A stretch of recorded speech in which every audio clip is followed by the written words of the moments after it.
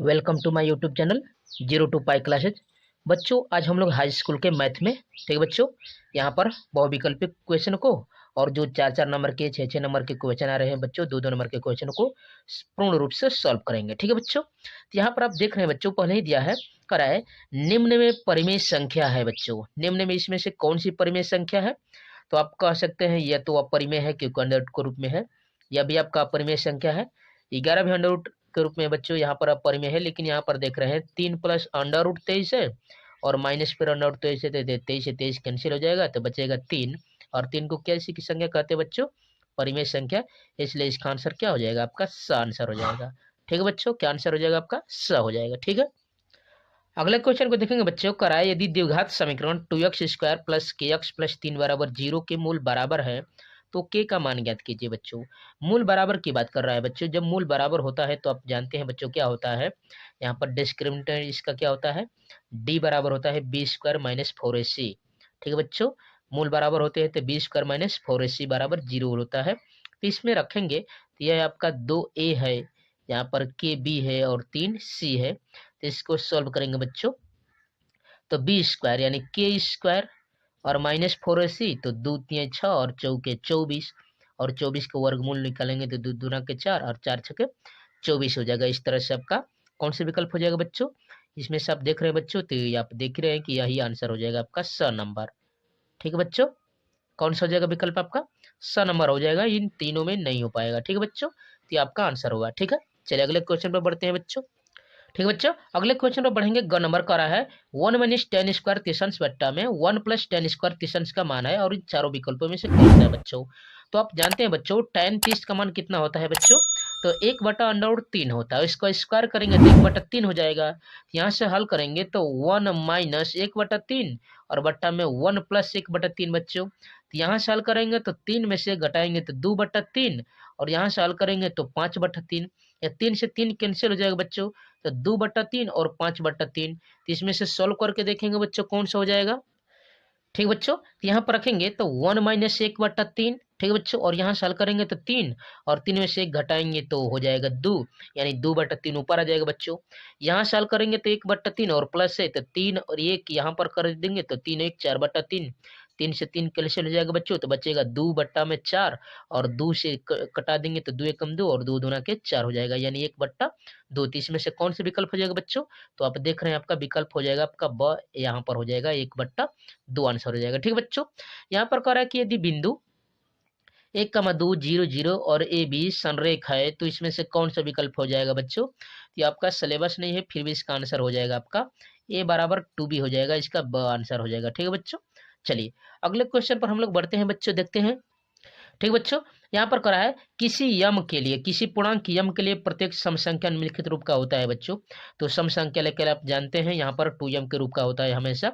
या m plus 1 2m और 2m plus 1, तो यहाँ पर m प्लस, यहाँ पर 2m प्लस के रूप में होता है बच्चों। यह आपका होता है क्या? सम पूर्णांक के लिए, और विषम पूर्णांक के लिए होता है 2m प्लस 1 के रूप का होता है। ठीक है बच्चों, चलिए यहाँ पर अगले क्वेश्चन पर बढ़ते हैं, हम लोग सोल्व करते हैं बच्चों। यहाँ पर तेरा बच्चों, यहाँ पर चौक और एक समीकरण x प्लस वाई, यहाँ पर क्या है बच्चों?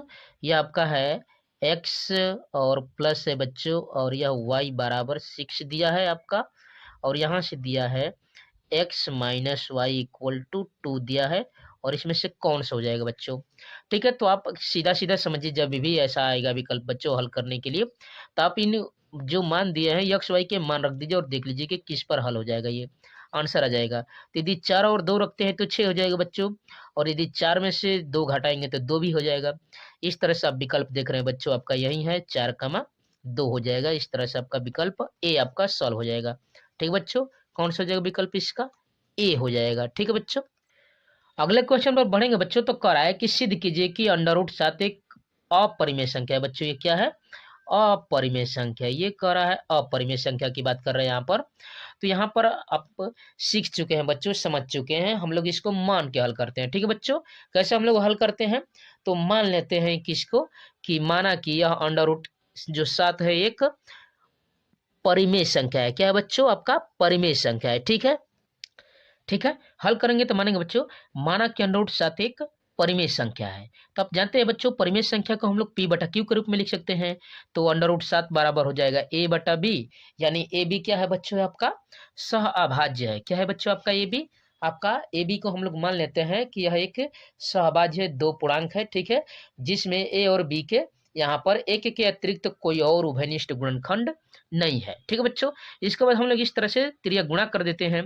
त्रिया गुणा करेंगे तो यह हो जाएगा b√7 बराबर a, और दोनों पक्षों का वर्ग कर देते हैं बच्चों। दोनों पक्षों का वर्ग करेंगे तो आ जाएगा b√7 का इस होल स्क्वायर बराबर a का स्क्वायर। ठीक है बच्चों, ठीक है बच्चों, यहाँ पर जब हम होल स्क्वायर करेंगे तो यह हो जाएगा आपका 7b का स्क्वायर और बराबर a का स्क्वायर। तब यहाँ से आप कह सकते हैं बच्चों कि जो 7 है या जो 7 है यह a को विभाजित करेगा। क्या करेगा बच्चों? a को विभाजित करेगा, यानी कि a और b का कम से कम एक उभयनिष्ठ गुणनखंड 7 भी है, तभी तो विभाजित करेगा बच्चों। आपका एक गुणनखंड आपका 7 है तभी तो विभाजित करेगा। लेकिन हमने अभी देखा, अभी मैंने बताया कि ए और बी के एक के अतिरिक्त और कोई गुणनखंड नहीं होने चाहिए। अतः यह हमारी जो कल्पना है बच्चों त्रुटिपूर्ण है।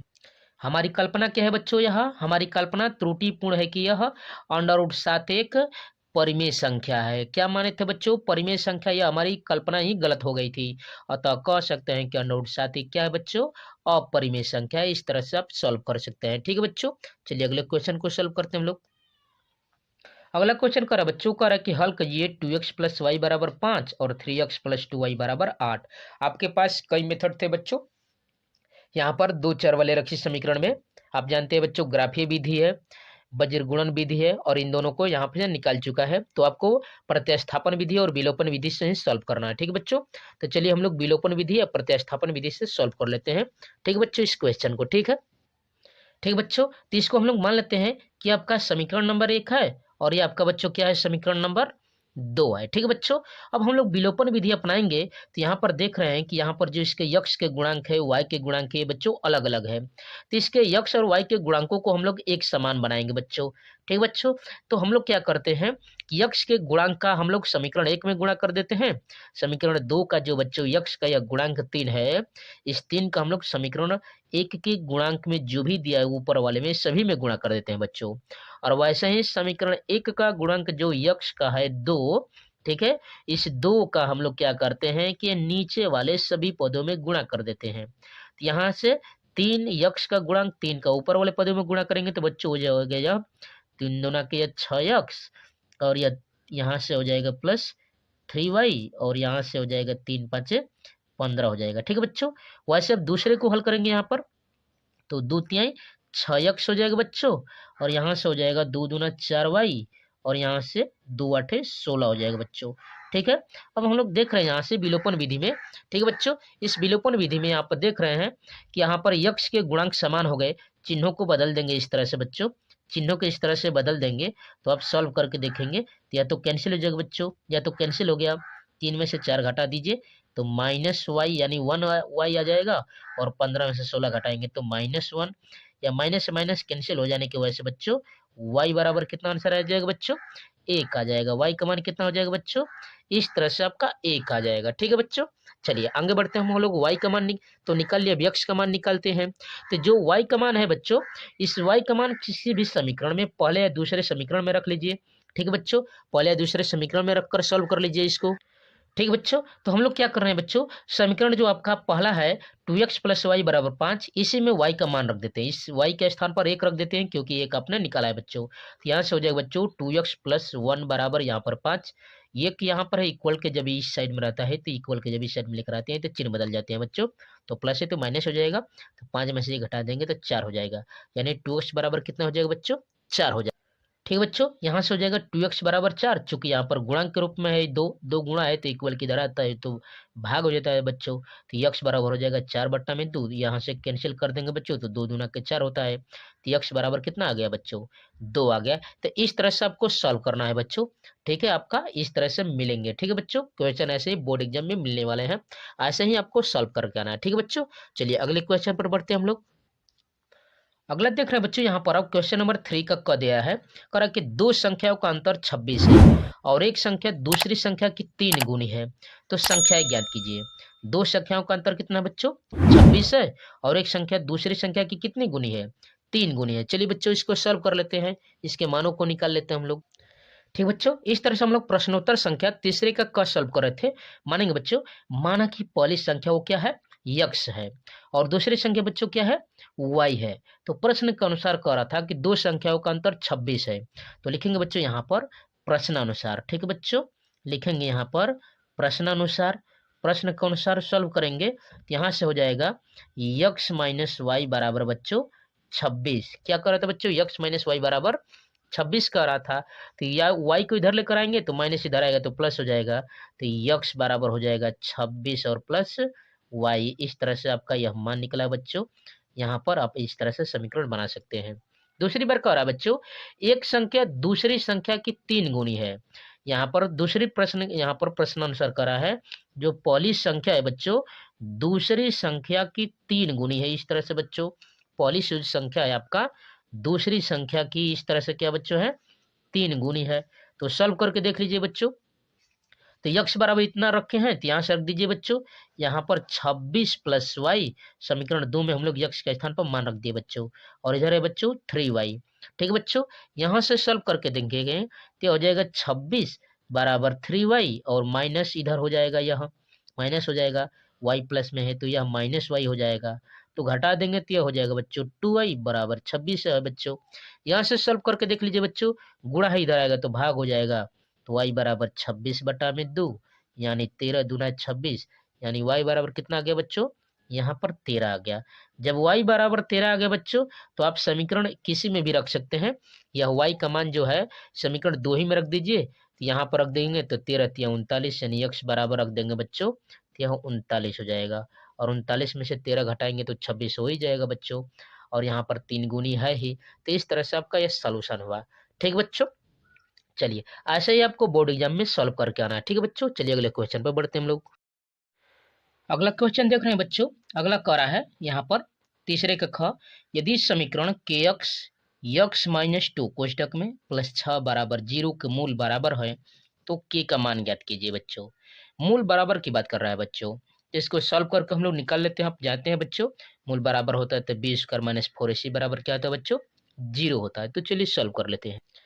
ठीक बच्चों, तो इस तरह से आप लिखेंगे बच्चों, इस तरह से आपको एग्जाम में लिख कराना है, बोर्ड एग्जाम में। ठीक है बच्चों, यहाँ पर दिया है कि यक्स कोष्टक में दिया था यक्स माइनस 2 और प्लस 6 बराबर जी। इसको सॉल्व करेंगे बच्चों तो हो जाएगा आपका के यक्स स्क्वायर और माइनस यह हो जाएगा आपका 2k यक्स और प्लस 6 बराबर 0 बच्चों। यहाँ से देख रहे हैं बच्चों, यहाँ से ए के स्थान पर दिया है के, बी के स्थान पर दिया बच्चों -2k और सी के स्थान पर दिया है 6। अब मूल बराबर है बच्चों, कह रहा था कि मूल बराबर है, मूल बराबर। ठीक बच्चों, जब मूल बराबर है तो आप जानते हैं बच्चों फार्मूला होता है बी स्क्वायर माइनस 4ac बराबर 0। रख दीजिए बच्चों यहाँ पर, तो यह हो जाएगा -2k का होल स्क्वायर माइनस 4k और सी का स्थान पर 6 बराबर 0। ठीक है बच्चों, चलिए यहां से हो जाएगा, यह हो जाएगा बच्चों 4k स्क्वायर माइनस हो जाएगा यहां से 4 छके 24, यहां से k और बराबर 0। अब इसमें से क्या कॉमन निकाल सकते हैं बच्चों हम लोग, यहां से यदि 4 के बाहर निकाल देंगे बच्चों, 4 के बाहर निकाल देंगे तो यहाँ पर बचेगा k और 4 छके 24 माइनस हो जाएगा बराबर 0। इस तरह से आपका हो जाएगा। ठीक है बच्चों, यहाँ से कितना निकला बच्चों, 4k और k माइनस 6, तो यहाँ से हो जाएगा 4k बराबर 0, तो k बराबर 0। इस तरह से k का मान निकला बच्चों। यहाँ से फिर देख रहे हैं बच्चों k माइनस 6 है तो k माइनस 6 बराबर 0, तो k बराबर 6 प्लस में, और इस तरह से आपके यह मान हुए। ठीक है बच्चों, तो आपको ऐसे ही सॉल्व करके आना है बच्चों। ठीक है, चलिए अगले क्वेश्चन पर बढ़ते हैं। अगला क्वेश्चन है बच्चों most important, very very most important. यहाँ पर है कह रहा है कि यदि काट थीटा बराबर 7/8 तो 1 प्लस साइन थीटा एक कोष्टक में 1 माइनस साइन थीटा एक कोष्टक में बट्टा में 1 प्लस काश थीटा एक कोष्टक में 1 माइनस काश थीटा का मान ज्ञात करना है बच्चों। और ऐसे क्वेश्चन बच्चों 4-4 नंबर के आ रहे हैं। ठीक है बच्चों, ऐसे क्वेश्चन 4 नंबर के पूछे जा रहे हैं बच्चों। तो चलिए हम लोग सॉल्व कर लेते हैं। ठीक है बच्चों, इसको क्या दिया है बच्चों इसका, यहाँ पर दिया है काट थीटा बराबर 7/8। ठीक है बच्चों, इस तरह से आपको तुरंत खींच लेना है, थीटा मान लेना है इस कोण को।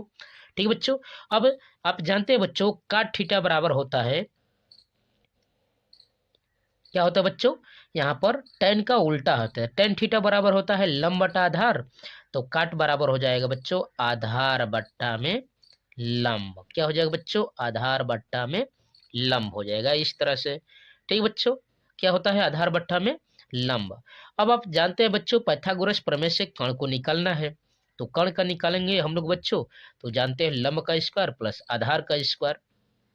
ठीक है, तो यहाँ से 8 का स्क्वायर 64 हो जाएगा और 7 का स्क्वायर कितना हो जाएगा बच्चों, 49 हो जाएगा। ठीक है बच्चों, इस तरह से आप खींच कर देखेंगे तो आप जानते हैं बच्चों काट थीटा बराबर होता है आधार बटा में लंब, तो यहाँ से हल करेंगे तो कर्ण का स्क्वायर यहाँ पर बराबर लंब का स्क्वायर आधार का स्क्वायर था 64 और प्लस 49 जोड़ देंगे बच्चों तो 113 और इसका वर्गमूल निकाल देंगे तो कर्ण हो जाएगा आपका √113। ठीक है बच्चों, अब आप जानते हैं बच्चों यहाँ पर उसका मान रखना है। ठीक बच्चों, यहाँ पर दिया है 1 प्लस साइन थीटा एक कोष्टक में, 1 माइनस साइन थीटा दूसरे कोष्टक में, 1 प्लस कास थीटा और 1 माइनस कास थीटा। तो आप जानते हैं बच्चों ए प्लस बी ए माइनस बी का फार्मूला होता है ए स्क्वायर माइनस बी स्क्वायर, और वैसे ही नीचे भी दिया बच्चों ए स्क्वायर माइनस बी स्क्वायर।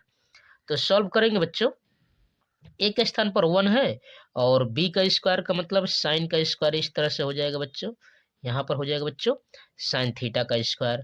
वैसे ही लिखेंगे 1 माइनस यहाँ से हो जाएगा कास स्क्वायर थीटा। ठीक है बच्चों, अब आप अच्छे से जानते हैं बच्चों, यहाँ से आप जानते हैं कि 1 माइनस साइन स्क्वायर थीटा को क्या लिखते हैं बच्चों, 1 माइनस साइन स्क्वायर थीटा को कास स्क्वायर थीटा। ठीक है बच्चों, क्या लिखते हैं कास स्क्वायर थीटा, और 1 माइनस कास स्क्वायर थीटा को बच्चों लिखते हैं हम लोग साइन स्क्वायर थीटा। और कास बट्टा में साइन को क्या कहते हैं बच्चों, हम लोग जानते हैं बच्चों क्या होता है, कास बट्टा में साइन को ही कहते हैं काट और स्क्वायर थीटा। और यहाँ से आप जानते थे बच्चों काट का आप मान निकाल चुके हैं बच्चों, ऊपर ही लिखा जा चुका है कि काट थीटा बराबर 7/8, 7/8 और इसका होल स्क्वायर कर देंगे बच्चों, तो यहाँ से कितना हो जाएगा, यह हो जाएगा 49 और यह हो जाएगा 64। तो इस तरह से आपका मान हुआ। ठीक है बच्चों, इस तरह से आपका यह आंसर हुआ, ऐसे सॉल्व करना है। ठीक है बच्चों, तो इस तरह से आपको सॉल्व कर देना है, यह आपका आंसर हो जाएगा। ठीक है, चलिए अगले क्वेश्चन पर हम बढ़ते हैं। मोस्ट इंपोर्टेंट क्वेश्चनों को सॉल्व कर रहे हैं बच्चों परीक्षा की दृष्टि से। ठीक है बच्चों, यहाँ पर हल कर रहे हैं, तो चलिए आगे बढ़ते हैं। ठीक है बच्चों, अगला कह रहा है एक अपूर्ण मंदिर के आधार से 30 मीटर दूर स्थिर किसी बिंदु से, मोस्ट इंपोर्टेंट क्वेश्चन है बच्चों, वेरी वेरी, इसको अच्छे से तैयार करके जाइएगा, इस चैप्टर को अच्छे से। 6 नंबर के क्वेश्चन है बच्चों। ठीक है, एक अपूर्ण मंदिर के आधार से 30 मीटर दूर स्थिर किसी बिंदु से उसके शिखर का उन्नयन कोण 30 अंश है। मंदिर कितना और ऊंचा बनाया जाए कि उस बिंदु पर उन्नयन कोण 45 हो जाए। ठीक है, वही आपको मान ज्ञात करना है, और √3 का दिया है 1.732 और इसको सॉल्व करना है बच्चों। चलिए इसको हम लोग सॉल्व करते हैं अच्छे से। ठीक बच्चों, इस तरह से आपको यहाँ पर मान लेंगे बच्चों, यहाँ पर कि वह आपका यह आपका मंदिर है। क्या है बच्चों, ए भी आपका ये मंदिर है, और बिंदु जो ए है इसके आधार से ओ दूरी यानी 30 मीटर की दूरी पर वह बिंदु है जहां से वो देखा जा रहा है। ठीक है बच्चों, स्थिर वो बिंदु है ओ। यहाँ से उस मंदिर के शिखर का उन्नयन कोण यहाँ पर 30 था, तो कह रहा है कि और इस मंदिर को और कितना ऊंचा बना दिया जाए कि उसका यहीं से बिंदु ओ से उसका शिखर का उन्नयन कोण 45 अंश हो जाए। ठीक है बच्चों, इसकी ऊंचाई ज्ञात करना है, यहाँ पर यच को ज्ञात करना है बच्चों। ठीक है, तो चलिए इसको सॉल्व करते हैं। ठीक है बच्चों, मान लेंगे हम लोग इस तरह से। ठीक है बच्चों, आप अच्छे से चित्र को समझ गए थे बच्चों। यहाँ पर हम लोग मानेंगे और लिखेंगे इसको बच्चों। माना कि ए बी मंदिर है, मैं बता चुका हूँ बच्चों, यह आपका ए बी क्या है, मंदिर है, और मंदिर के आधार से, मंदिर का आधार ए से ओ मीटर की यानी 30 मीटर की दूरी पर ओ एक बिंदु था स्थिर, और ओ से शिखर का उन्नयन कोण 30 था जो बिंदु बी है बच्चों। बी का यहाँ पर उन्नयन कोण कितना था, 30 अंश से। मान लेते हैं बच्चों कि यह बी से एच मीटर ऊंचा यानी सी तक बनाए जाने पर उस मंदिर का उन्नयन कोण 45 अंश हो जाएगा, और उसी एच को निकालना है बच्चों। तो इस तरह से आपको अच्छे से लिख कर आना है बच्चों एग्जाम में, ऐसे ही बोर्ड एग्जाम में अच्छे से तैयार होकर जाना है बच्चों, लिख कर जाना है। मोस्ट इंपोर्टेंट क्वेश्चन इस लेसन से ऐसे ही पूछे जा रहे हैं। ठीक है, आप इस लेसन को अच्छे से तैयार करके जाइएगा। तो आप अध्ययन कर रहे हैं बच्चों 02 पाई क्लासेज के चैनल पर। यहाँ पर 9, 10, 11, 12 के सभी विषयों की तारीफ फुल डिटेल और कंसेप्ट बाय कंसेप्ट कराई जाती है बच्चों। इसलिए आप इस 02 पाई क्लासेज के परिवार के साथ जुड़िए बच्चों। वीडियो को लाइक, शेयर और सब्सक्राइब जरूर कीजिए। तो चलिए इसको सॉल्व कर रहे थे बच्चों, सॉल्व करते हैं। यहाँ सब देख रहे थे बच्चों, यहाँ सब चित्र में देखेंगे। यहाँ पर तो त्रिभुज है बच्चों ओ ए बी, चाहे ए ओ बी में, इस छोटे वाले से त्रिभुज में यह लंब है आपका बच्चों, थीटा के सामने यह लंब है और यह आधार है। वैसे त्रिभुज देखेंगे हम लोग, यहाँ पर देख रहे हैं बच्चों सी ए ओ यानी ओ ए सी, यहाँ पर सी ए ओ चाहे ओ ए सी में देखेंगे तो यह आपका पूरा लंब हो जाएगा और ये आधार हो जाएगा। तो इस तरह से हम लोग सॉल्व कर रहे थे बच्चों। तो यहाँ पर मैंने लिख दिया बच्चों त्रिभुज ए ओ बी में, यहाँ से ओ ए बी बटा में ओ ए, और तो ए बी है आपका लंब और ओ ए आपका आधार है। तो लंब बटा आधार को क्या कहते हैं बच्चों, टेन थीटा कहते हैं। तो टेन थीटा से तो ए बी आपने माना था यक्स बच्चों, यक्स, और आधार आपका दिया था पहले से 30, और बराबर यह हो जाएगा टेन, और टेन यहाँ पर थीटा का स्थान पर 30 दिया है। और थीटा का आप जानते हैं बच्चों टेन 30 का मान यक्स बटा में 30 बराबर यह हो जाएगा 1/√3। इस तरह से क्रॉस मल्टीप्लिकेशन कर देंगे। ठीक है बच्चों, क्रॉस मल्टीप्लिकेशन करके सॉल्व करेंगे तो यह हो जाएगा √3x बराबर 30। ठीक है बच्चों, तो यहाँ से कितना हो जाएगा x बराबर 30 बटा √3। ठीक है बच्चों, यहाँ से परमीकरण कर सकते हैं बच्चों। तो यहाँ से क्या हो जाएगा बच्चों, x बराबर यहाँ से हो जाएगा 30 √3 बट्टा में यहाँ पर √3 और इंटू √3, तो यह कितना हो जाएगा बच्चों 3 हो जाएगा। और जब 3 हो जाएगा तो कटा देंगे यहाँ से, तो x बराबर हो जाएगा 10√3। यक्स का मान कितना आ गया बच्चों 10√3। इस तरह से आपका यह मान हुआ। चलिए अब अगले हम लोग यहाँ पर त्रिभुज को सॉल्व कर लेते हैं। त्रिभुज ओ ए सी में, यानी ओ ए और ये सी, तो वो ए सी जो बच्चों है उसमें देख रहे हैं कि यच भी है और यक्स भी है, यानी यहाँ की लंबाई आप कह सकते हैं कि ए सी बराबर एक बार ए बी है और एक बार बी सी है, तो दोनों को ऐड करना पड़ेगा, तभी यहाँ पर मान रखना पड़ेगा। और आधार तो देख रहे बच्चों 30 है यहाँ पर, तो चलिए हम लोग निकाल लेते हैं इसको। ठीक है बच्चों, तो इस तरह से ओ ए सी में ए सी बटा में ओ ए लंब बटा आधार बराबर टेन थीटा, और ए सी में आपको दिखा चुका हूँ बच्चों, यह ए सी था आपका A B plus B C, और ए बी को यक्स माने थे, बी सी को यच माने थे, तो यक्स प्लस यच, और ओ ए तो आप पिछले ही बार हल कर चुके हैं बच्चों 30। यहाँ से 10 45 का मान एक होता है, हल कर देंगे। यहाँ से क्या हो जाएगा बच्चों, यहाँ से सॉल्व करेंगे तो यहाँ से हो जाएगा यक्स प्लस यच बराबर 30, और ये आपका समीकरण हो गया बच्चों दूसरा। यहाँ पर यह दूसरा समीकरण हो गया। ठीक है बच्चों, यहाँ से आपको यच का मान निकालना था, तो पिछले समीकरण में आप निकाल चुके हैं यक्स बराबर 10√3 बच्चों, यक्स बराबर 10√3। तो हम लोग लिख सकते हैं बच्चों कि समीकरण 2 में समीकरण 1 का मान रखने पर यक्स का स्थान पर लिख देंगे बच्चों 10√3 और प्लस यच बराबर 30। ठीक है बच्चों, इधर लेकर आएंगे तो यह हो जाएगा यच बराबर 30 और माइनस यहाँ से 10√3। ठीक है बच्चों, यहाँ से सॉल्व कर लेते हैं हम लोग। तो हल कर लेंगे तो यहाँ से निकाल देंगे बच्चों 10, तो यह हो जाएगा 3 और माइनस √3, और √3 का मान दिया था बच्चों 1.73 दूर रखने के लिए। ठीक है बच्चों, तो इस तरह से आप यच बराबर निकाल दीजिए 10 और घटा देंगे तो कितना हो जाएगा बच्चों, यहाँ से घटा कर देखिए कितना आता है मान। तो घटा देंगे बच्चों 3 में से 1.732, तो कितना हो जाएगा बच्चों, यह हो जाएगा आपका 1.268 हो जाएगा बच्चों। इस तरह से अब यच बराबर आप निकाल दीजिए बच्चों, तो यहाँ पर गुणा कर दीजिए बच्चों, तो कितना हो जाएगा गुणा करेंगे आपका 10 का था, तो 10 का गुणा कर देंगे तो आप देख रहे हैं बच्चों यह हो जाएगा आपका 12.68 मीटर। और यदि ऊंचा बनाया जाए मंदिर को तो इसका उन्नयन कोण कितना हो जाएगा बच्चों आपका 45 अंश हो जाएगा। वेरी वेरी मोस्ट इंपॉर्टेंट क्वेश्चनों को सॉल्व कर रहे थे बच्चों। ठीक है, तो आप अध्ययन कर रहे थे 02 पाई क्लासेज के चैनल पर। यहाँ पर 9, 10, 11, 12 की सभी विषयों की तैयारी फुल डिटेल और कंसेप्ट बाय कंसेप्ट कराई जाती है बच्चों। ठीक है, इसलिए आप इस 02 पाई क्लासेज के परिवार के साथ जुड़िए बच्चों। वीडियो को लाइक शेयर सब्सक्राइब जरूर कीजिए। यहाँ पर देख रहे हैं बच्चों, इस चैनल पर आपको बोर्ड एग्जाम से संबंधित सभी विषयों के मॉडल पेपर को सॉल्व कराया जा रहा है बच्चों। उसका प्लेलिस्ट आपको मिल जाएगा वीडियो के डिस्क्रिप्शन में, या आप चैनल पर वीडियो पर जाकर देख सकते हैं बच्चों। ठीक है, वहाँ पर हर विषय का मिलेगा। ठीक है, यहाँ पर 9, 10, 11, 12 के सभी विषय को देखेंगे बच्चों। यहाँ से आप देख सकते हैं, अच्छे से तैयारी कर सकते हैं। ठीक है, यहाँ पर कंसेप्ट बाय कंसेप्ट पढ़ाया जा रहा है बच्चों। ठीक है, जो भी डाउट हो, जो भी क्यूरी हो, आप कमेंट